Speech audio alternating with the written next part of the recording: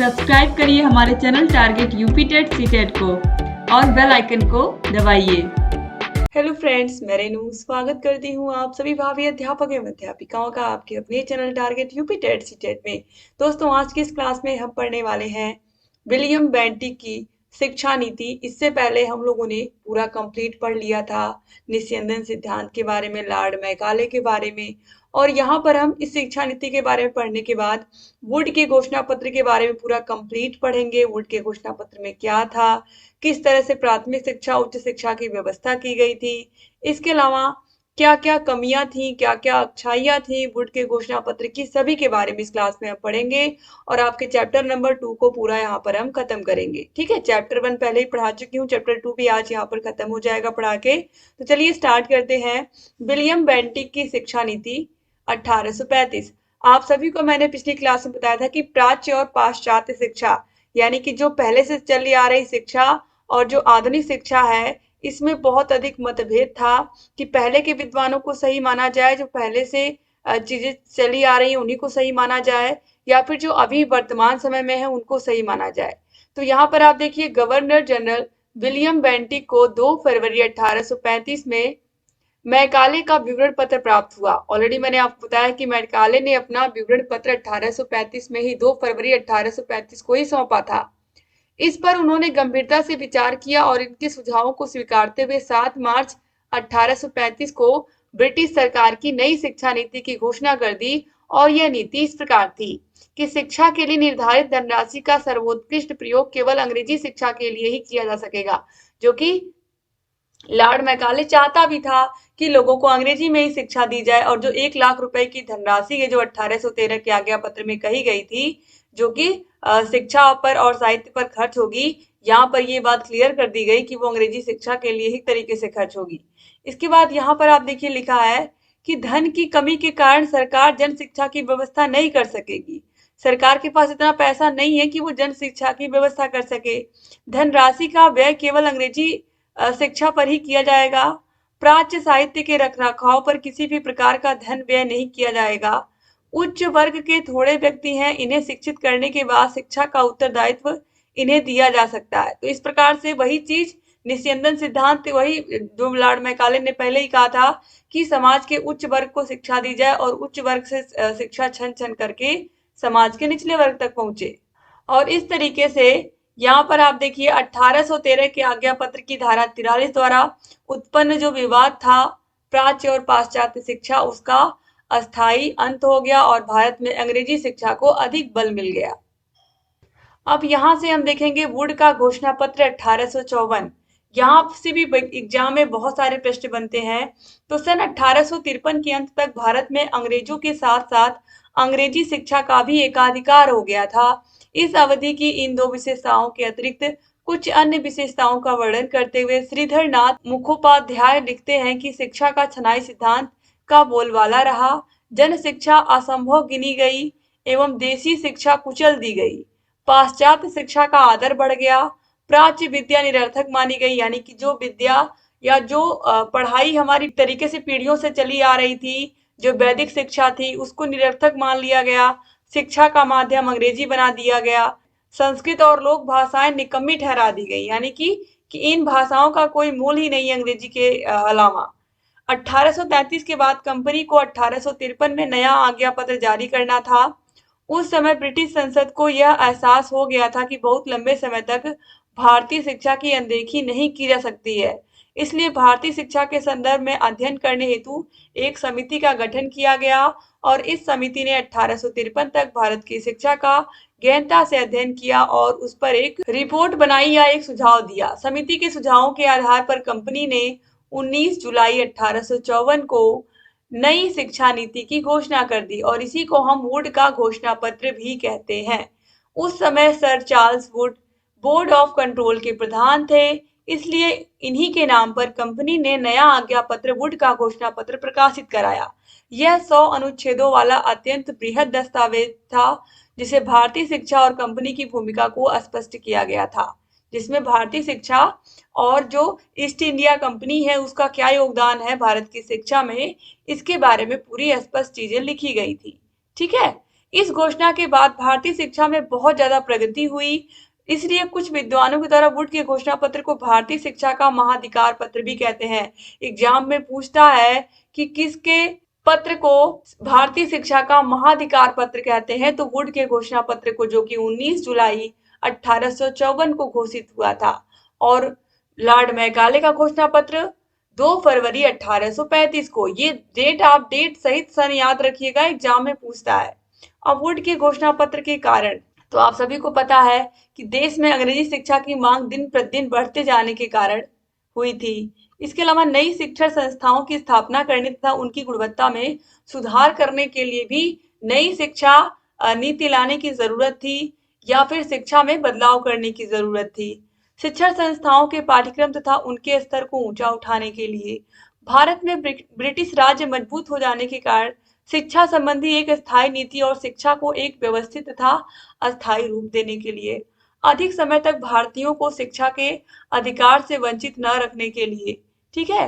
तो ये सब कारण थे वुड के घोषणा पत्र के लाने के, जन शिक्षा को बढ़ाने के लिए, ठीक है। इसके अलावा भारत में स्त्री शिक्षा और मुस्लिम शिक्षा की स्थिति को जानने के लिए भी वुड का घोषणा पत्र लाया गया।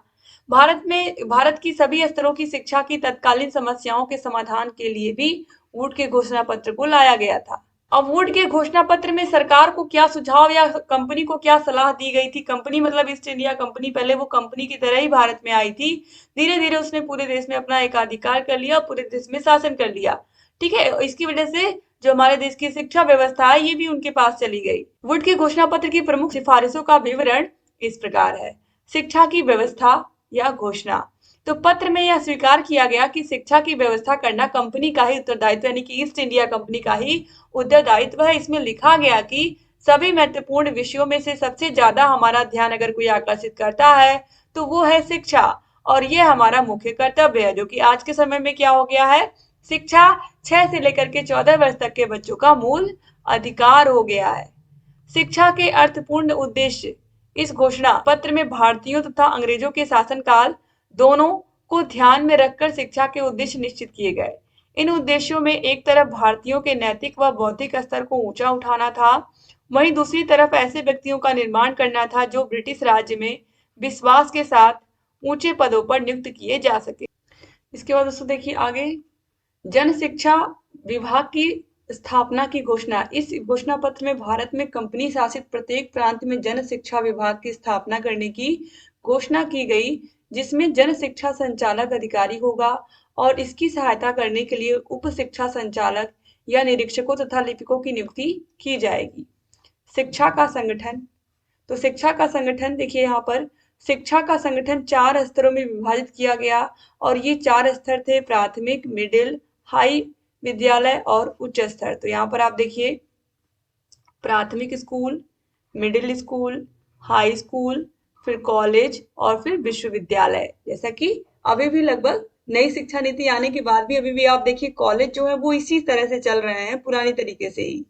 तो क्रमबद्ध विद्यालयों की स्थापना, तो पूरे देश में क्रमबद्ध विद्यालयों की स्थापना करने के लिए कहा गया वुड के घोषणा पत्र में कि बच्चों के लिए प्राइमरी स्कूल बनाए जाए, मिडिल स्कूल बनाए जाए, जिसे हम उच्च प्राथमिक कहते हैं आज के समय में, हाई स्कूल, कॉलेज, विश्वविद्यालय, ये सब बच्चों के लिए बनाए जाए, ठीक है। इसके बाद आगे बढ़ते दोस्तों, यहाँ पर आप देखिए सहायता अनुदान। तो इस शिक्षा नीति में शिक्षण संस्थाओं को बिना भेदभाव के आर्थिक सहायता देने की घोषणा की गई। यह भी कहा गया कि अध्यापकों के वेतन, छात्रवृत्तियों, भवन निर्माण, पुस्तकालयों एवं प्रयोगशालाओं आदि के लिए सहायता अनुदान दिया जाए, यानी कि स्कूलों को अगर जरूरत हो तो सहायता दी जाए पुस्तकालय के निर्माण के लिए, भवन के निर्माण के लिए, अध्यापकों के वेतन के लिए। और शिक्षा का पाठ्यक्रम, इस घोषणा पत्र में भारतीयों के संदर्भ में यह स्वीकार किया गया कि इस पाठचर्या में भारतीय भाषाओं को भी स्थान दिया जाए एवं इनको प्रोत्साहित किया जाए। यानी कि पहली बार वुड के घोषणा पत्र में ये चीज कही गई कि भारतीय भाषाओं को भी प्रोत्साहित किया जाए, केवल अंग्रेजी पर ही ना फोकस किया जाए, ठीक है। तो इस तरीके से यहाँ पर ये चीज बहुत अच्छी देखने। इसके अलावा समान शिक्षा व्यवस्था की भी घोषणा की गई। समाज के सभी वर्ग के लोगों को एक तरीके से शिक्षा का जो अधिकार है वो सभी को प्राप्त है। प्रत्येक व्यक्ति को शिक्षा एक तरीके से मिलनी ही चाहिए, और निस्यंदन सिद्धांत को यहाँ पर लागू नहीं किया गया वुड के घोषणा पत्र में, क्योंकि उसमें क्या कहा गया था कि समाज के केवल उच्च वर्ग को शिक्षा दी जाए और वो छन छन करके समाज के निचले स्तर तक पहुंचे। इसके अलावा स्त्री शिक्षा स्त्री शिक्षा के बारे में भी बात की गई। बालिकाओं को विद्यालय में भेजने के लिए यहाँ पर आप देखिए बालिकाओं को आर्थिक अनुदान देने के लिए भी कहा गया और स्त्री शिक्षा के लिए जितना हो सका उतना अधिक प्रोत्साहित करने के लिए एक तरीके से स्त्री शिक्षा को प्रोत्साहित करने के लिए सहयोग दिया गया। ठीक है, कि लड़कियां विद्यालय में आए, वो भी लड़कों के साथ ही पढ़ाई करें। फिर मुस्लिमों की शिक्षा पर भी बात किया गया। मुस्लिमों में हिंदुओं की अपेक्षा शिक्षा का स्तर बहुत निम्न है, इसलिए इनमें शिक्षा को बढ़ावा देने के लिए मुस्लिम बच्चों के लिए अलग से विद्यालय खोलने के लिए भी कहा गया था। मुस्लिम अभिभावकों को जागरूक करके इन बच्चों की शिक्षा के लिए प्रेरित किया जाए। ठीक है, ये भी चीजें बताई गई थी वुड के घोषणा पत्र में। और वुड के घोषणा पत्र का क्या गुण थे, ठीक है, अच्छी चीजें क्या थी, तो राज्य पर शिक्षा का उत्तरदायित्व रख दिया गया कि राज्य का उत्तरदायित्व है, एक तरीके से राज्य सरकार का उत्तरदायित्व है कि वहां पर उनके राज्य में जितने भी बच्चे रह रहे हैं सभी की शिक्षा अच्छे से हो। शिक्षा के निश्चित उद्देश्य, इस घोषणा पत्र में भारतीय शिक्षा के उद्देश्य निश्चित किए गए जिससे शिक्षा के स्तर में सुधार हुआ। जन शिक्षा विभाग की स्थापना हुई। ठीक है, प्रत्येक प्रांत में या प्रत्येक राज्य में शिक्षा विभाग की स्थापना की गई और समय समय पर दी जा रही शिक्षा का मूल्यांकन भी किया जाने लगा। गरीब छात्रों को आर्थिक सहायता दी जाने लगी, ऐसे बच्चे भी विद्यालय में आए और पढ़े। ठीक है, इसके बाद देखिए शिक्षा का उचित संगठन इस घोषणा पत्र के माध्यम से ही क्लियर हो पाया। ठीक है, यानी कि किस तरीके से प्राथमिक शिक्षा होगी, फिर उसके बाद मिडिल होगी, फिर हाई स्कूल होगा, फिर उसके बाद उच्च शिक्षा होगी। व्यावसायिक शिक्षा के बारे में भी पहली बार बात किया गया। ठीक है, और स्त्री शिक्षा पर भी पहली बार ही किसी ने बोला, वुड के घोषणा पत्र के द्वारा ये चीज भी क्लियर हुई। बालिका विद्यालय खोलने की बात की गई, जैसे आपके आपके जिले में देखिए बहुत सारे ऐसे स्कूल होंगे, खासकर सभी जिलों में, जैसे कि जीजीआईसी खोला गया सभी जिलों में, जीआईसी लड़कों के लिए, जीजीआईसी लड़कियों के लिए।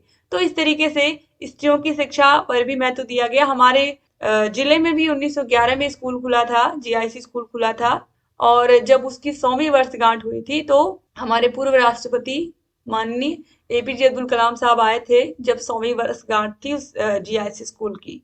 विश्वविद्यालय की स्थापना की घोषणा भी हुई इस घोषणा पत्र में। तो ये सब चीजें हुई जो कि भारतीय शिक्षा के लिए बहुत अच्छी हुई। अब वुड के घोषणा पत्र के दोष क्या थे? पहला था प्राच्य साहित्य की उपेक्षा। पत्र में प्राच्य साहित्य को महत्वपूर्ण माना गया किंतु व्यवहार में उसकी उपेक्षा की गई।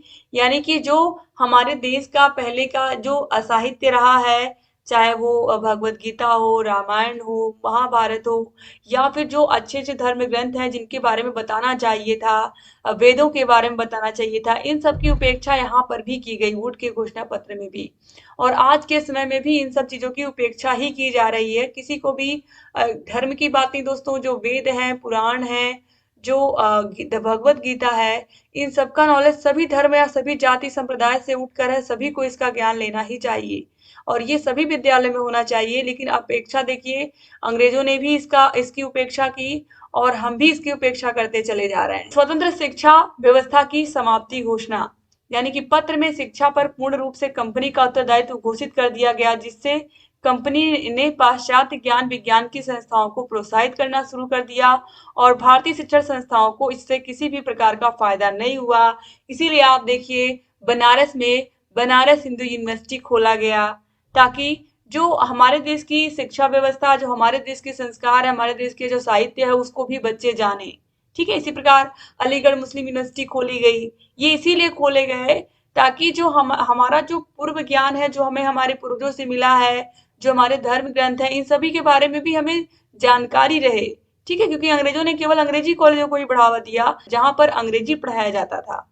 फिर शिक्षा का माध्यम अंग्रेजी भाषा कर दी गई। यहाँ पर भी वही चीज किया गया। इन्होंने माना कि भारतीयों को भारतीय भाषाओं में ज्ञान देना जरूरी है, उसके बावजूद भी अंग्रेजी शिक्षा को अनिवार्य रूप से यहाँ पर आप देखिए एक तरीके से बढ़ावा ही दिया गया। पाठ्यक्रमों में भी अंग्रेजी साहित्य पर बल दिया गया। तो आप समझ सकते हैं एक तरीके से वुड भी तो अंग्रेज ही थे, तो निश्चित रूप से वो भी अंग्रेजों की ही हिदायत करते। धार्मिक शिक्षा पर नीति स्पष्ट। इस घोषणा पत्र में धार्मिक शिक्षा के विषय में कुछ भी नहीं कहा गया। एक ओर तो शिक्षण संस्थाओं में धार्मिक शिक्षा पर रोक लगाई गई और दूसरी ओर ईसाई मिशनरियों को अपने विद्यालय में धार्मिक शिक्षा देने की छूट दी गई। यानी कि जो ईसाई मिशनरी स्कूल थे वहां पर बच्चों को ईसाई धर्म की शिक्षा दी जाती थी और बहुत सारे लोगों को ईसाई तरीके से बना भी दिया जाता था। तो सरकारी विद्यालय में पुस्तकालय में बाइबल रखना अनिवार्य कर दिया गया, यानी कि बच्चे बाइबल पढ़े लेकिन वो कुरान और वेद और भगवत गीता ना पढ़े।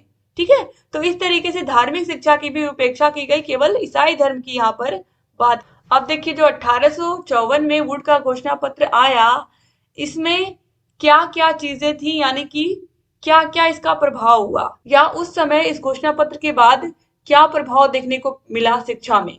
तो सभी प्रांतों में या सभी राज्यों में, जिनको अब राज्य के नाम से हम जानते हैं, शिक्षा विभागों की स्थापना, इस घोषणा पत्र में सभी प्रांतों में शिक्षा विभागों की स्थापना का सुझाव दिया गया, जिसके फलस्वरूप 1856 तक कंपनी में शासित सभी प्रांतों में शिक्षा विभागों की स्थापना हो गई।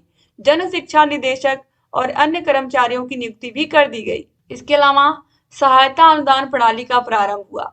शिक्षा विभागों ने अपने अपने प्रांतों की शैक्षिक स्थिति की आवश्यकता अनुसार सहायता अनुदान के नियम बनाए। जो भी विद्यालय इन नियमों को पूरा करते रहे, उन्हें सहायता अनुदान भी मिलना शुरू हो गया। ठीक है, और क्रमबद्ध विद्यालयों की स्थापना प्रारंभ हुई, यानी कि सब जगह पर एक तरीके से पहले प्राइमरी, फिर उसके बाद जूनियर स्कूल, जैसे अभी आपने देखा मिडिल स्कूल जिसको हम कहते हैं, फिर उसके बाद हाई स्कूल, फिर उसके बाद कॉलेज, इन सभी की स्थापना एक तरीके से हुई, और माध्यमिक और उच्च संस्थाओं की भी, शिक्षण संस्थाओं की भी स्थापना हुई। इसके बाद आप देखिए, वुड के घोषणा पत्र के दीर्घकालीन प्रभाव क्या देखने को मिले। तो शिक्षा का उत्तरदायित्व तो राज्य का हो गया, जो कि आज के समय में आप देखिए एक तरीके से राज्य और केंद्र सरकार दोनों मिल करके खर्च करते हैं, या दोनों मिल करके खर्च करते हैं सारी चीजें। तो जो शिक्षा का उत्तरदायित्व है वो राज्य का हो गया। तो वुड घोषणा पत्र में पहली बार यह स्वीकार किया गया कि शिक्षा की व्यवस्था करना राज्य का उत्तरदायित्व है। वर्तमान में भी शिक्षा का उत्तरदायित्व राज्य सरकार का ही है। यह बात दूसरी है कि इसकी व्यवस्था में व्यक्तिगत प्रयासों को भी प्रोत्साहन दिया जाता है। भिन्न भिन्न स्तरों में शिक्षा का संगठन। वुड घोषणा पत्र में शिक्षा को 4 स्तरों में विभाजित किया गया। वर्तमान में शिक्षा के 3 स्तर हैं, परंतु इस ओर सबसे पहला कदम वुड के घोषणा पत्र में ही बताया गया। फिर उचित शिक्षा के उद्देश्य। तो वुड के घोषणा पत्र में पहली बार शिक्षा के उद्देश्य भी निर्धारित किए गए। तब से अब तक शिक्षा समय की मांग के अनुसार शिक्षा के उद्देश्य निश्चित करने का क्रम जारी है।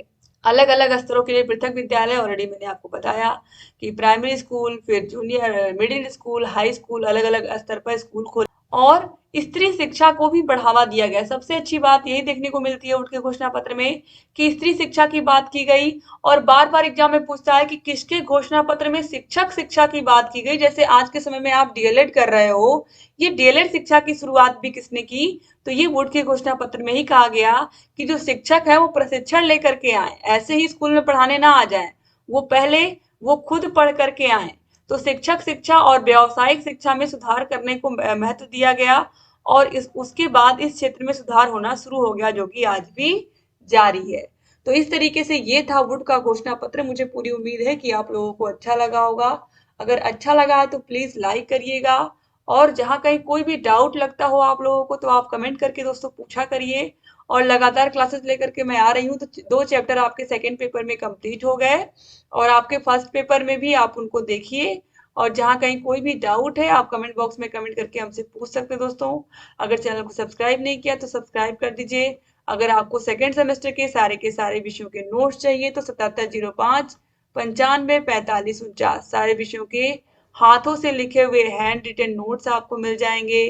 सारे विषयों के चैप्टर वाइज टेस्ट, सारे विषयों के 7 से 8 सालों के प्रीवियस ईयर क्वेश्चन पेपर्स आपको मिल जाएंगे सोल्यूशन के साथ। सारे विषयों के राजन सीरीज, पवन सीरीज की पूरी पीडीएफ और पूरी की पूरी क्लासेस हम देते हैं आपको। तो अलग से राजन सीरीज और पवन सीरीज आपको बाजार से खरीदने की जरूरत नहीं पड़ती है, पूरी की पूरी पीडीएफ ही आपको हम दे देते हैं।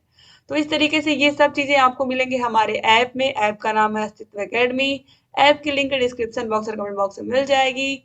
अगर चैनल को सब्सक्राइब नहीं किया अभी तक तो प्लीज सब्सक्राइब कर दीजिए, और जहाँ कहीं कोई भी डाउट है हमसे पूछते रहिए। जय हिंद।